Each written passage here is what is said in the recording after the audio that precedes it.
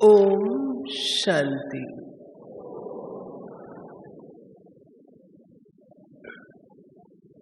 आपकी पढ़ाई अच्छी हो रही है।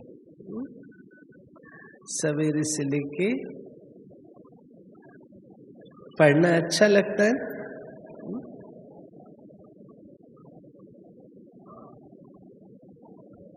इस समय का टॉपिक है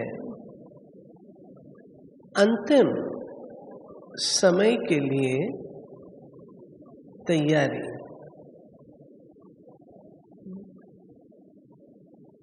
अब सवाल उठता है, अंतिम समय किसका?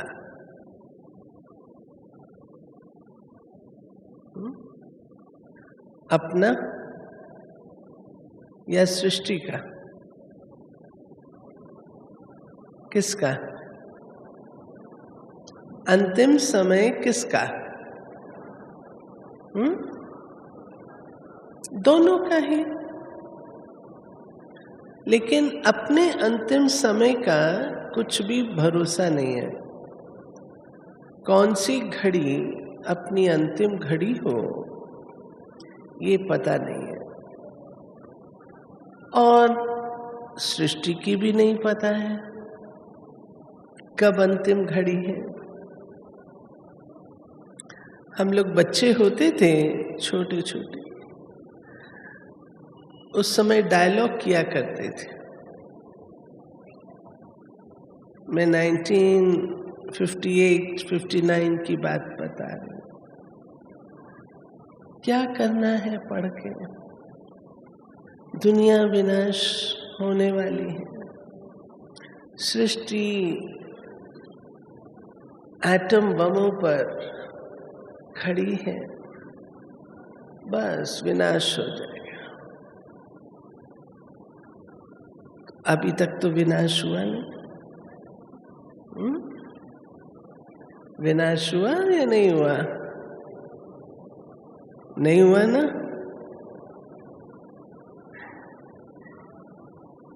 आप लोग कहते, जो कहते विनाश हुआ वो हाथ खड़े करो। कहाँ हुआ? प्राकृतिक आपदाएं फिर वैसे हो जाते हैं। विनाश कहाँ हुआ? विनाश तो हुआ नहीं, सृष्टि तो चल रही है। विनाश कहाँ हुआ?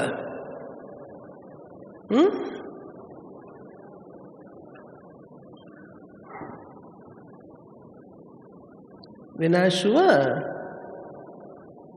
माताएं, नहीं हुआ ना?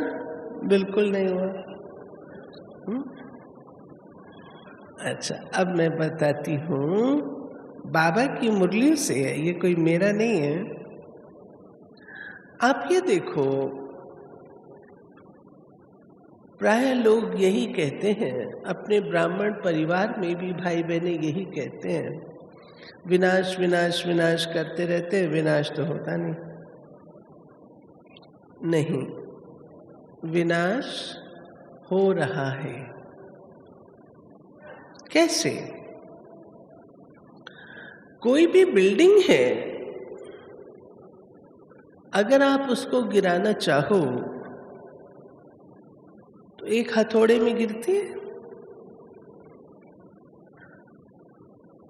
आप पहला हथौड़ा मारेंगे तो आपके हाथ झन्ना जाते हैं और आपको चोट लगती है। दूसरा हथौड़ा मारो तो भी आपको चोट लगती है, बिल्डिंग को कुछ नहीं होता। धीरे धीरे धीरे धीरे करते करते आखिरी एक ही हथौड़ा होता है जो दीवार नीचे आ जाती है। ऐसे ही होता है। ये सारा संसार, कल्पना करो, आज की मुरली थी सवेरे की बाबा की, कितना अच्छा संसार था। सत्युगी संसार था, कितना ब्यूटीफुल था। कितना पावन था, आज कितना पतित है। गंद और कचरे की दुनिया है। ऐसी दुनिया को पावन बनाना एक दिन का काम तो नहीं है। जैसे स्थापना के कार्य में समय लगता है, ऐसे ही परिवर्तन में भी समय लगता है। हम सोचते हैं एक डेट आएगी और उसमें विनाश हो जाएगा। ऐसा नहीं है। कहीं पर कुछ होगा, अगली डेट में कहीं पर कुछ होगा, फिर कहीं पर और कुछ होगा। ऐसे धीरे धीरे करके चारों ओर होगा। आजकल हम देख रहे हैं ना कितना विनाश हो रहा है। देख रहे हैं ना, प्राकृतिक आपदाएं आती हैं, सुनामी आती है, दूसरी आती है, कितना विनाश होता है। हो तो रहा है ना। प्लस जो इम्पोर्टेंट पॉइंट है वो ये है कि आप पाएंगे अगर किसी भी देश को जीतना है, किसी भी फ्रंट को जीतना है, तो पहले क्या करते हैं? वहां के संभालने वालों के मोराल को नष्ट कर देते हैं, उसके मनोबल को समाप्त कर देते हैं। वो अपने को अधीन समझना शुरू कर देता है और तब उसको जीत लेते हैं। आज सारे विश्व में जो मनुष्य से अपेक्षित है, श्रेष्ठ चरित्र, उसका दिनों दिन हाल क्या है? नीचे आता जा रहा है। जहां चरित्र गया तो सब कुछ गया। जब दम ही नहीं रहेगा, मनोबल ही नहीं रहेगा, तो इसको जीतना मुश्किल है। बड़ा सरल है। तो पहली जो हमारे जीवन की नींव है, उसको खोखला कर रही है माया। आज भी बाबा ने कहा दैवी कैरेक्टर्स कहाँ है? कैरेक्टर्स अच्छे होने चाहिए। कैरेक्टर्स कहाँ है? वो खोखलापन ऑलरेडी आ चुका है या आना है? ये बताओ, बोलो। आ चुका है ना? तो क्या हम न कहें कि विनाश ऑलरेडी हो रहा है? इस हिसाब से हो रहा है या नहीं हो रहा है? हो रहा है। कौन कहता है नहीं हो रहा? हो रहा है विनाश। जब मनोबल नहीं, व्यक्ति की अपने ऊपर आधिपत्य नहीं, अधीनता में आ जाए, पराधीन हो जाए, तो वैचारिक प्रभाव में आ जाए। आज कहीं गूगल में कुछ लोग बैठे हुए हैं जो हमारे सब विश्व भर की आत्माओं के विचारों को प्रभावित कर रहे हैं। गलत कह रही है? क्या पहनना है, क्या खाना है, वो भी वो लोग डिसाइड कर रहे हैं। कैसे चलना है, क्या व्यवहार करना है, वो सब थोड़े से लोग बैठे हुए डिसाइड कर रहे हैं और हम उनके आधार से चल रहे हैं। इसको क्या कहेंगे? विवेक समाप्त हुआ। क्या ये विनाश नहीं? पहले ये विनाश होता है, तब ये बाकी चीजों में परिवर्तन आता है। ये परिवर्तन तो खट से हो जाएगा, लेकिन मानसिक रूप से खोखला होना ये कठिन है जो माया कर रही। इसलिए हम उस प्रतीक्षा में न रहें कि अंतिम समय आएगा तो हम कर लेंगे। नहीं, अंतिम समय ऑलरेडी आया हुआ है, चल रहा है। बाबा ने मुरली में 4 प्रमुख पेपर्स बताए, डिक्लेयर किए हैं। कहीं भी दुनिया में पेपर डिक्लेयर नहीं होते हैं, लेकिन हमारी यूनिवर्सिटी में हमारा टीचर ऐसा है जो पेपर भी डिक्लेयर कर रहा है, और डिक्लेयर करने के बाद कहता है कि बच्चे तुम्हारा पेपर सेकंड का है, ये क्वेश्चंस हैं और सेकंड का है। कौन से 4 पेपर्स हैं? पहला पेपर बाबा ने कहा, मुरली से है, कि जिन संस्कारों को आप समझते हो मैंने जीत लिया है, जिन संस्कारों को आप समझते हो कि मैंने जीत लिया है, वो संस्कार री इमर्ज हो जाएंगे। जैसे कोई चीज आपने जीत ली होती है तो उसको किनारे कर देते हो ना, ऐसे यहां पे बाबा ने कहा जिन संस्कारों को तुम समझते हो मैंने जीत लिया है, वो संस्कार तुम्हारे फिर से जागृत हो जाएंगे। ध्यान रखिएगा, नोट कर लीजिए 4 प्रश्न। दूसरा, प्राकृतिक आपदाएं, इनके द्वारा परीक्षा आएगी। आज की मुरली, प्राकृतिक आपदाएं, इनके द्वारा परीक्षा आएगी।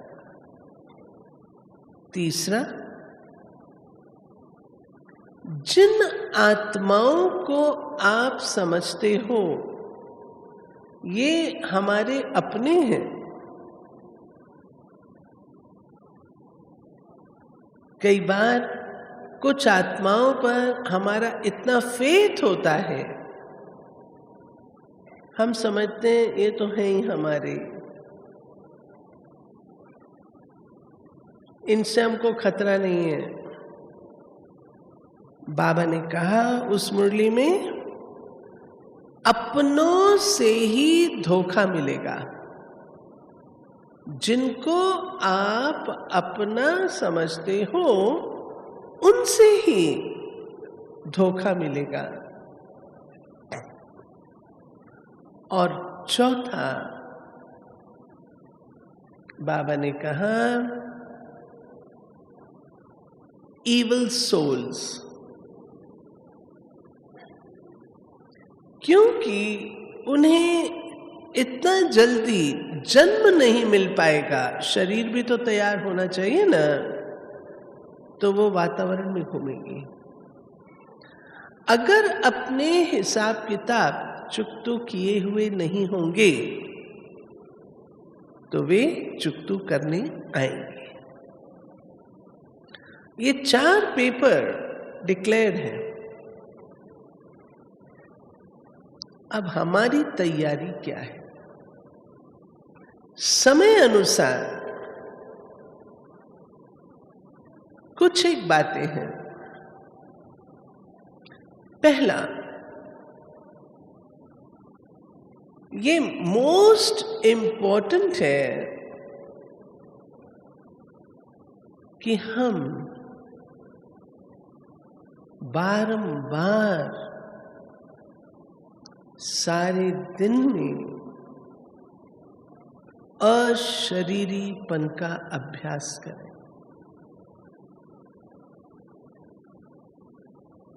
कौन सी घड़ी अंतिम घड़ी है, भरोसा नहीं है। अगर कपड़ा टाइट होगा, उतारना कठिन होगा। लूज होगा, सहज उतार सकते। ऐसे शरीर में आना, शरीर से जाना, ये अभ्यास अनिवार्य है। दिन में जब मौका मिले तब ये अशरीरीपन का अभ्यास करना।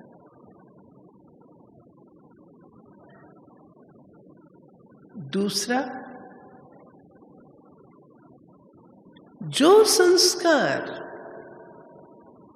तुम समझते हो जीत लिए हैं, वो रीअपियर हो जाएंगे। क्यों होंगे? कोई कारण होना चाहिए ना, क्यों होंगे? मोटे मोटे रूप से हम सब बातों को जीत लेते हैं। मोटे रूप से कुछ कठिन नहीं है, लेकिन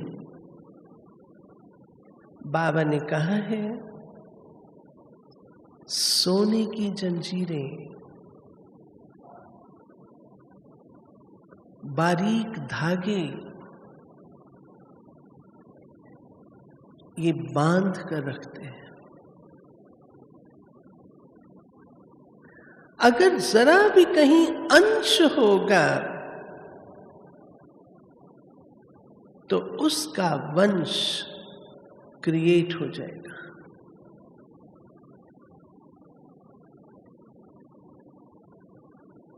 अंश से वंश बनता है ना। मानो एक घड़ी के लिए मैंने क्रोध जीत लिया, लेकिन क्रोध का रूप सूक्ष्म अति सूक्ष्म। चेक करें, अगर कहीं अधीरता है, धैर्य नहीं है, अधीर है, वो भी क्रोध का अंश।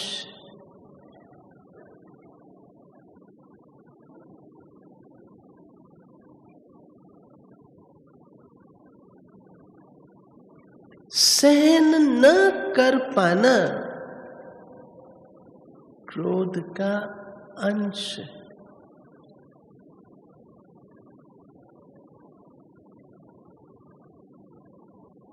हाजिर जवाब होना, तुरंत जवाब देना, अंश। और भी चिड़चिड़ापन आदि तो मोटा रूप है। सूक्ष्म रूप क्रोध के अगर अंश रूप में हैं, तो वे अपने आप को प्रत्यक्ष अवश्य करेंगे। इसलिए प्यारे बाबा ने हम बच्चों को आज भी जो मुरली में कहा, कर्मेंद्रियां शीतल हो जाए,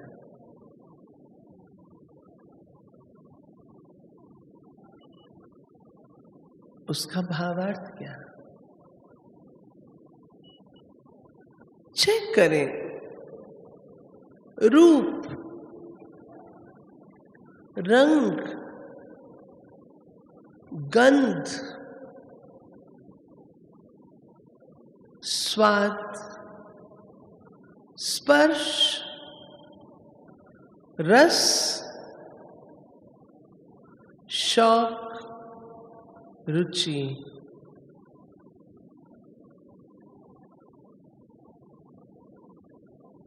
इन रूपों में कौन से संस्कार अभी तक जिंदा है?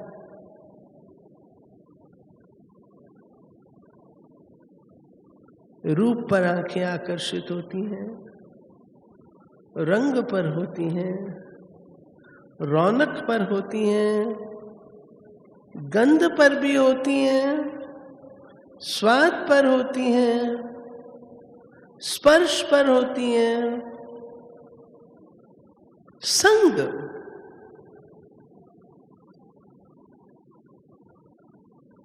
कोई का प्रिय लगता है, कोई का दिल करता जल्दी जाए।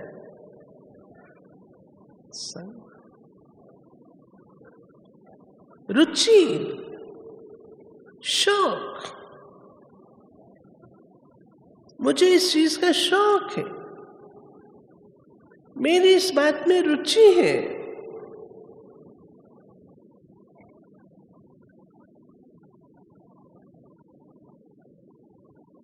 सोच,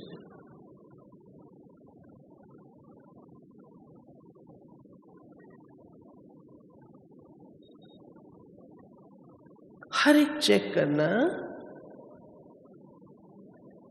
कौन से संस्कार इन रूपों में अभी तक विद्यमान है। इसको बाबा ने कहा, बच्चे कहते हैं बाबा मेरी इच्छा तो नहीं है, लेकिन ये अच्छा लगता है।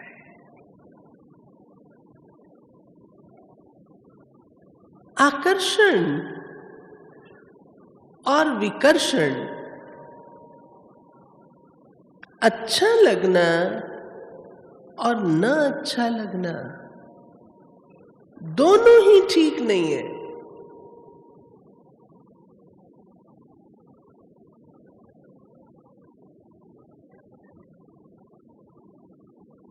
ये बाबा कहते चेक कर।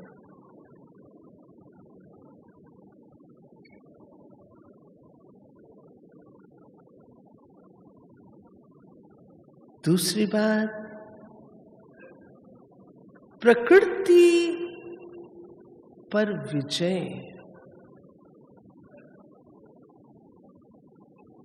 इसके लिए भी आज की मुरली में बाबा ने कहा तत्वों की सेवा करो। प्रकृति में 3 प्रकृति के अर्थ हैं। पहला, अपनी प्रकृति, अपनी नेचर। दूसरा, दूसरों की प्रकृति, दूसरों की नेचर। और तीसरा, प्रकृति अर्थात 5 तत्व।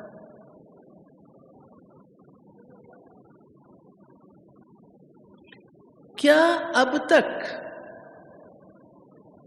मेरे मुख से ये शब्द निकलते हैं, बहन जी ये मेरी नेचर है, आप समझ लो ना मेरी नेचर है। मेरी नेचर है माना मैं कौन हो गई? उसकी गुलाम हुई, नेचर की गुलाम हो गई। प्रकृति पति का टाइटल कैसे मिलेगा?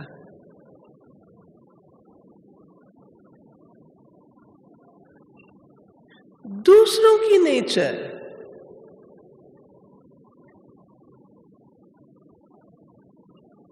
अरे भाई ये तो विचित्र प्रकृति का बंदा है, इसकी बात ना पूछो।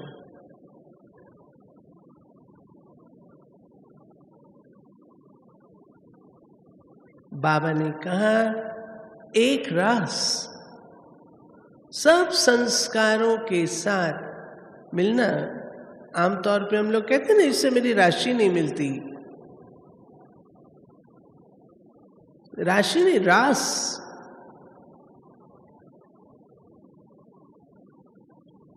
हम सबके संस्कार एक जैसे दैवी हो जाएंगे, वो रास होगी संस्कारों की, जिसमें हार्मनी होगी, मिठास होगी। अब बाबा कहता है इन संस्कारों को मिलाने के लिए क्या करना है?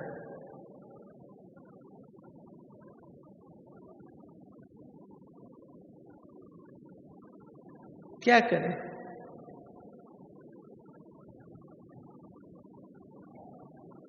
पहला, एक दूसरे के साथ संस्कार मिलाने के लिए क्या करना होगा? पहला, स्वीकार करो। एक दूसरे को स्वीकार करो।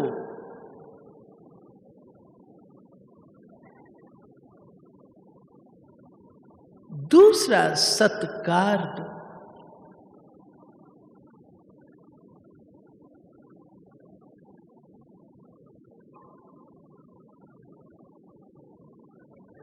जब आप स्वीकार करेंगे उसका फायदा क्या होगा?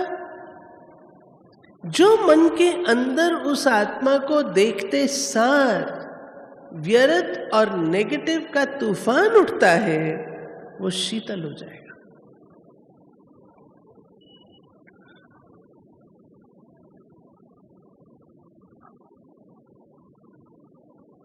हर आत्मा ड्रामा में अपना पार्ट एक्यूरेट प्ले कर रही है। मेरे कहने से वो बदलने वाली नहीं है, इसलिए जो उसका रोल है वो मुझे स्वीकार करना है।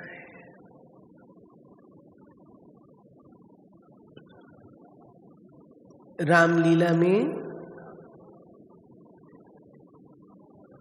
अगर रावण बहुत मीठा बोलना शुरू कर दे तो आपको रामलीला में मजा आएगा? मजा आएगा?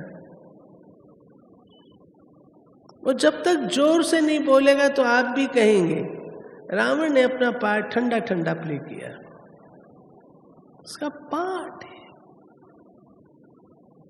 वो मुझे स्वीकार करना है। जिस आत्मा का जो पार्ट है उसको चुप करके स्वीकार करो।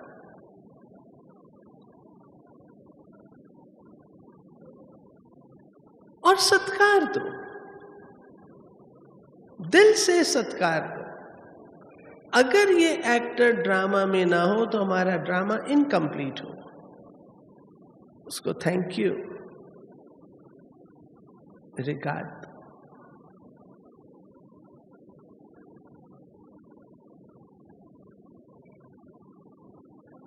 कुछ भुलाना पड़ता है और कुछ मिटाना पड़ता है।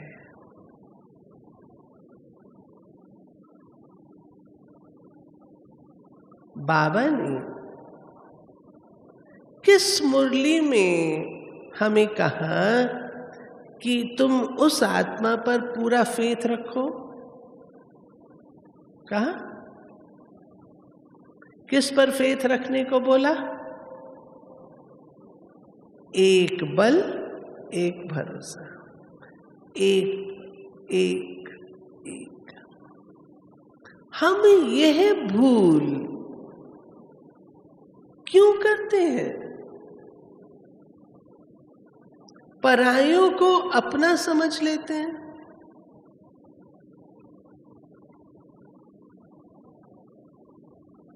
और आजकल आप देखते होंगे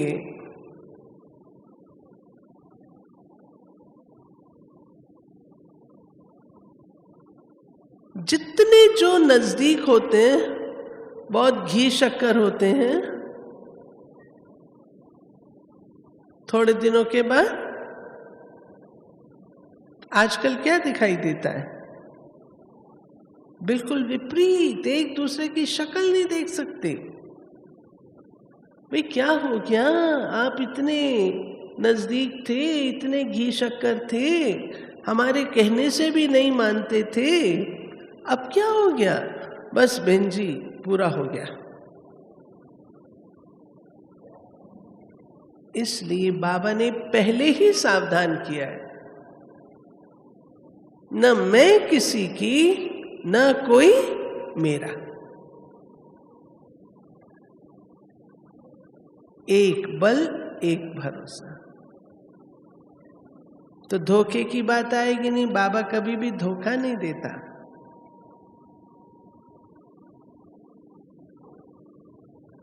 गुलजार दादी ने एक बार कहा था, हम जैसे आप लोगों की भट्टी होती है ना, ऐसे हम लोग की भी तो भट्टी होती है। शुरू दिन से बहुत भट्टियां की हैं।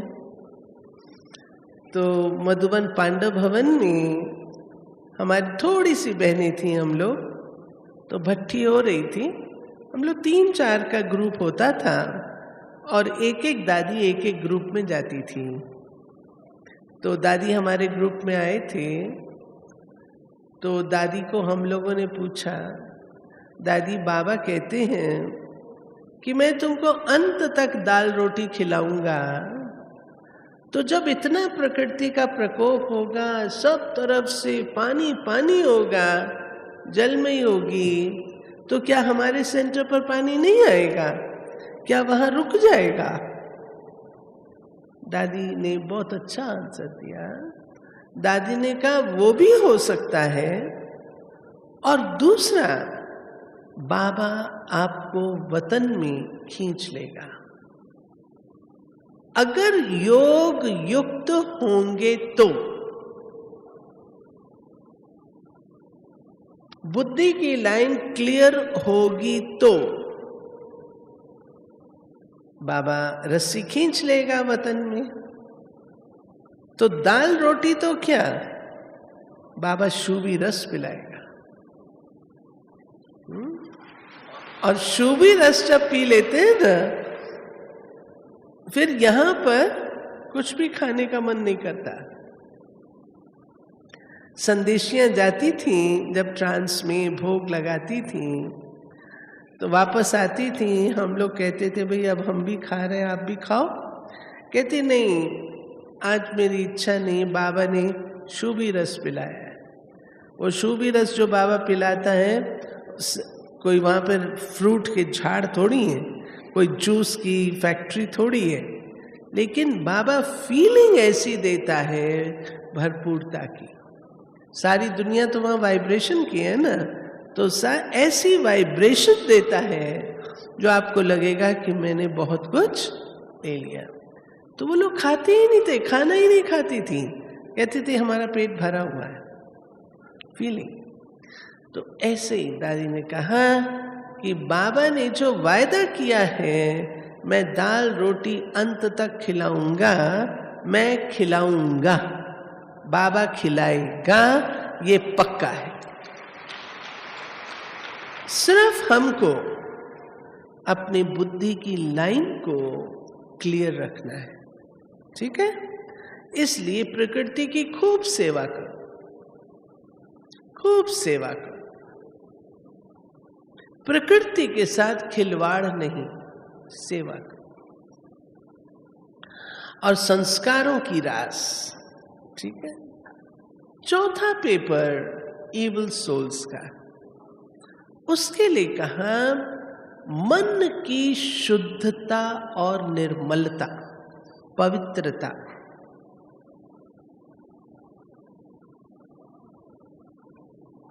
इसकी परसेंटेज को बढ़ाओ।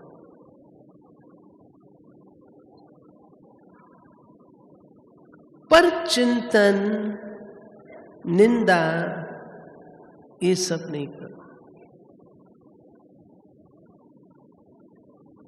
पर दर्शन नहीं करो। तीसरा,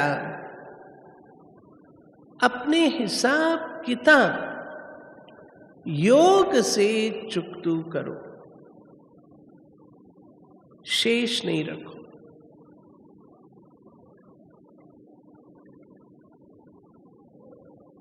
इसलिए योग का बहुत महत्व हो जाता है, ज्वाला रूप के योग का बहुत महत्व हो जाता है। खूब योग करो। अब हमारी स्थिति और अवस्था वर्तमान समय कैसी होनी चाहिए? पहली बात, अपने आप से अच्छी तरह टटोल कर अपने आप को चेक करें कि पुरानी दुनिया से पक्का वैराग्य है।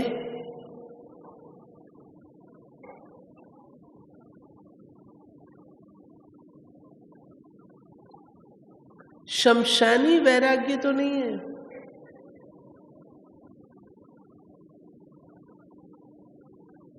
दिल का अविनाशी वैराग्य, बेहद का दिल का अविनाशी वैराग्य है।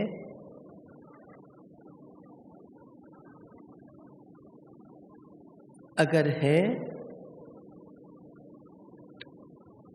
तो दूसरी निशानी होगी उपराम वृत्ति।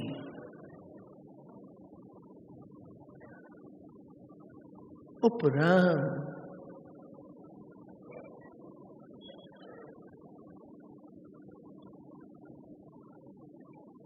तीसरा साक्षी दृष्टा।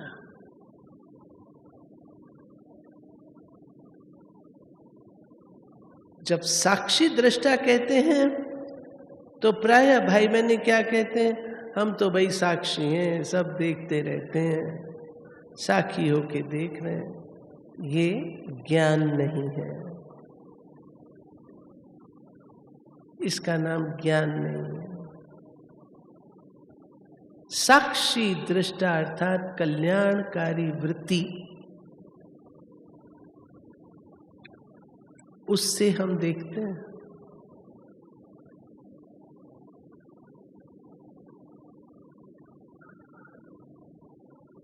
ठीक है,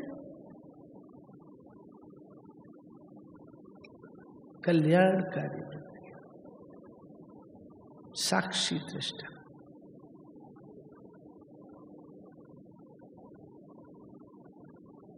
चौथा, क्या मैं अपने आप को टोटल ट्रस्टी समझती हूं?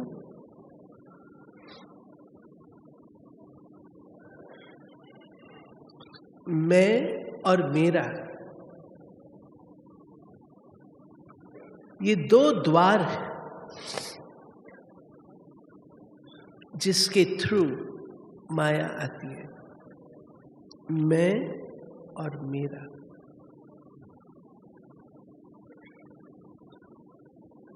मैं से क्या होता है?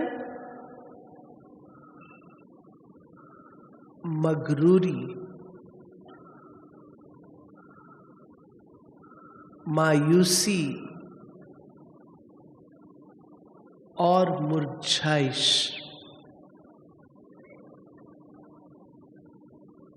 ये 69 की बाबा की मुरली है। 69 जनवरी और फरवरी। मैं और मेरा बाबा ने कहा, ये तुम्हारे दो ऐसी चीज है परीक्षा की जिसमें तुमको पास होना ही है। जहां मगरूरी आएगी, मायूसी आएगी, मुरझाइश आएगी, अगला कदम बाबा ने कहा मतभेद। म से 4 चीजें। मतभेद,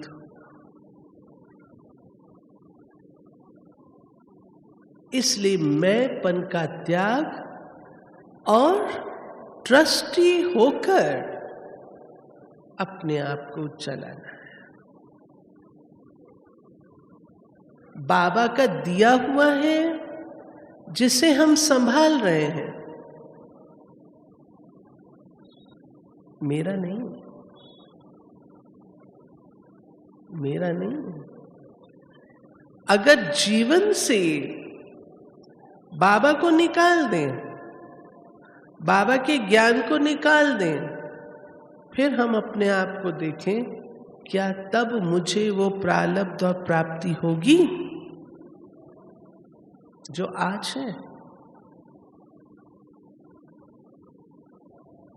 इसलिए बाबा ने कहा इस पर विजय।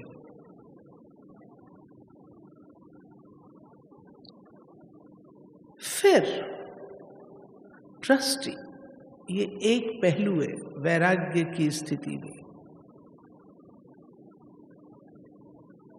बाबा ने कहा तुम्हारी कर्मेंद्रियां शीतल कब बनेंगी? ब्रह्मा बाप प्रकृति जीत कैसे बने? ये बहुत इंपॉर्टेंट पॉइंट है, क्योंकि उन्होंने अपनी सर्व कर्मेंद्रियां बाबा को समर्पित कर दी।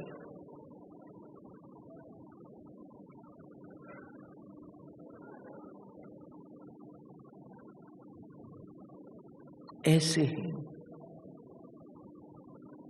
हम अपन से पूछें, क्या हमने सूक्ष्म में अपनी ये सर्व कर्मेंद्रियां बाबा को समर्पित की हैं? ये मेरी नहीं है, बाबा की है। बाबा की आंखें हैं, बाबा के कान हैं, बाबा को दे दिए मैंने, अब उसके हैं। बाबा ने कहा ये परिवर्तन लाओ।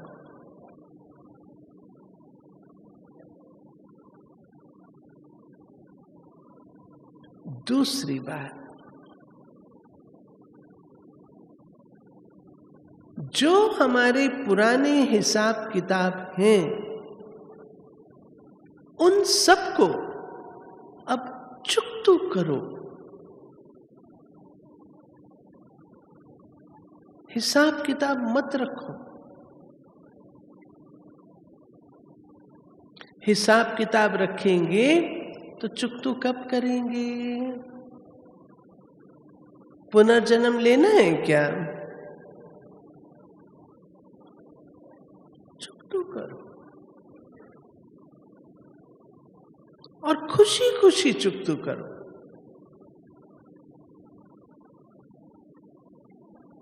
जब किसी का कर्जा चुकता है तो वो खुश होता है ना, जब कर्जा खत्म हुआ। ऐसे ही हिसाब किताब सब चुकता।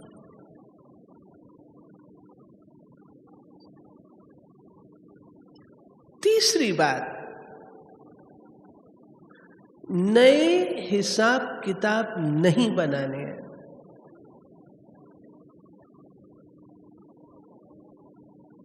नए हिसाब किताब हम कैसे बना लेते हैं वो आप सब जानते हैं। जिन बातों की बाबा की तरफ से मना है, श्रीमत नहीं है, और हम वह कार्य करते हैं तो हिसाब किताब बनाते हैं। हिसाब किताब बनेगा, उसे चुकतू कब करेंगे?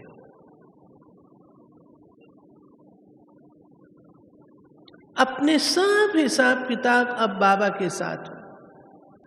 उदाहरण के रूप से मानो मैंने किसी के साथ जोर से बोल दिया, ऊंचा बोल दिया, उसको दुख हुआ। दुख तो हो सकता है। मैंने कोई ऐसा शब्द बोल दिया जिससे उसको दुख हुआ।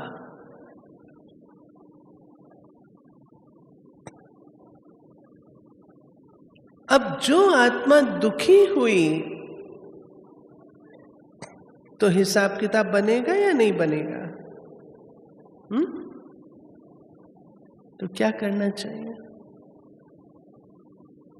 तुरंत क्षमा मांगो। क्षमा मांगो और पक्का निश्चय करो अब ये मैं दोबारा नहीं करूंगी।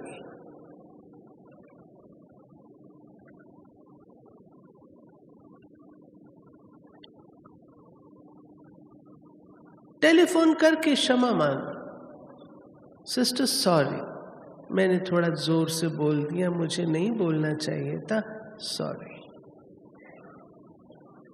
आप ख्याल नहीं करना, आगे से मैं ख्याल रखूंगी। इतनी ही तो बात है ना। इसके लिए बाबा कहता है निर्माण बनना पड़ता है।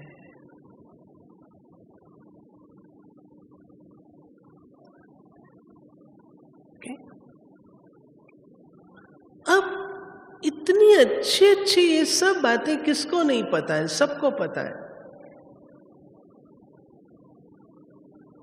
सब कोई जानते हैं। लेकिन बाबा की मुरली में पढ़ रही थी तो मुझे इतना अच्छा लगा एक पैराग्राफ, जो बाबा ने परिवर्तन क्यों नहीं होता उसके 3 कारण कंटिन्यूएशन में बताए। पहला मैं मेंशन कर चुकी हूं, जो संस्कार आपका बदलता नहीं है वो आप अपने आप से पूछो, क्या आपको वो संस्कार से वैराग्य है?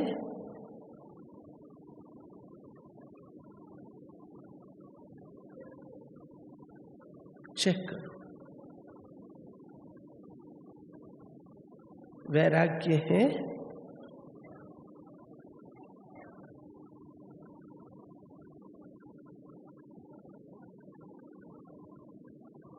दिल का अविनाशी वैराग्य उस संस्कार से चाहिए,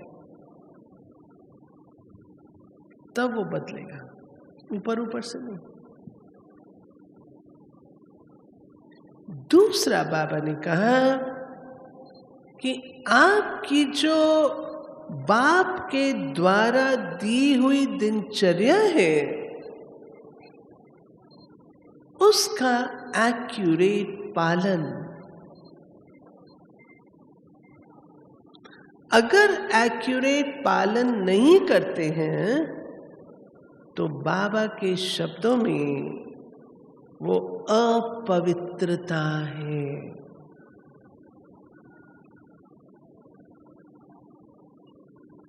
इसलिए जो बाबा ने हमें दिए हैं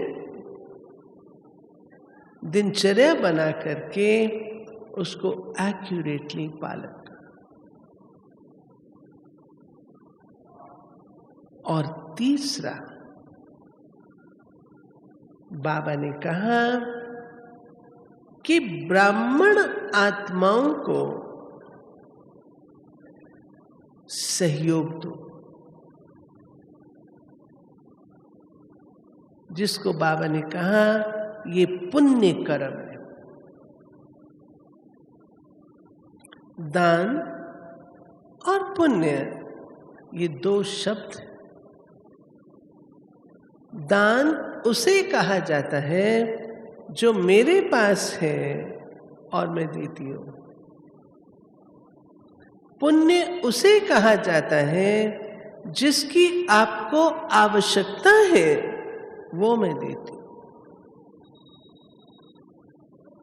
आपको पानी की जरूरत है और मैं आपको खीर ला करके दूं तो पुण्य तो नहीं हुआ।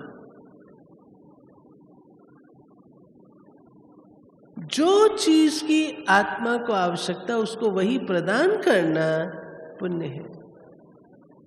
इसलिए ब्राह्मण आत्माओं को बाबा ने कहा सहयोग दो। सहयोग के नोट अपने पॉकेट में फुल रखो।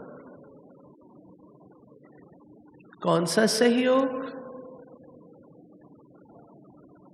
धन से नहीं, लेकिन अगर कोई आत्मा हिम्मतहीन है, उसे हिम्मत देना। कोई निराश है, आशा की किरण उसके जीवन में पैदा कर देना। किसी के जीवन में उमंग उत्साह नहीं है, उसके जीवन में वो चीज ले आना, उमंग उत्साह ले आना। जिए दान देना, ये सहयोग बाबा कहता सब। अब हम रिटर्न जर्नी पर हैं।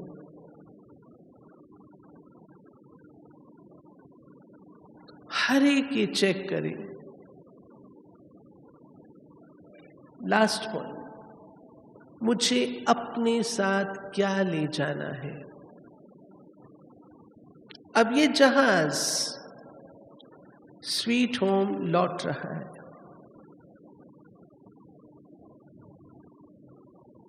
मैंने अपने साथ क्या ले जाना है। जो मेरे साथ जाना है केवल उसको रखना है, और जो फालतू की चीजें हैं जो उस जहाज में नहीं जा सकती, उन सब से किनारा करना है, छोड़ना। आप सबको आज की क्लास से यही होमवर्क है। चेक करें, लिस्ट बनाएं, मैंने अपने साथ क्या लेके जाना है।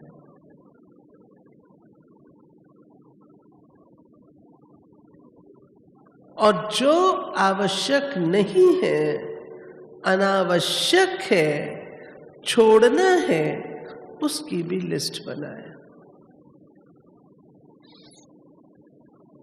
दोनों की लिस्ट बनाए। जो ले जाना है उस पर फोकस करें, और जो छोड़ना है उसे बाय बाय करें।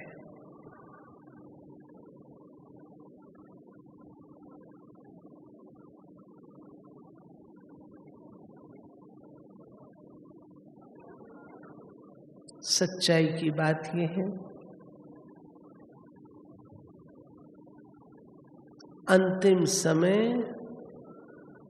अंतिम घड़ी तैयारी नहीं होती, बहुकाल का अभ्यास चाहिए। इसलिए इस भट्ठी से अपने लिए ये धारणा बना करके जाएं, मैं क्या परिवर्तन करके जा रही हूँ, जा रहा हूँ। और ये होमवर्क आज रात को जरूर करिएगा सोने से पहले। ठीक है? ओम शांति।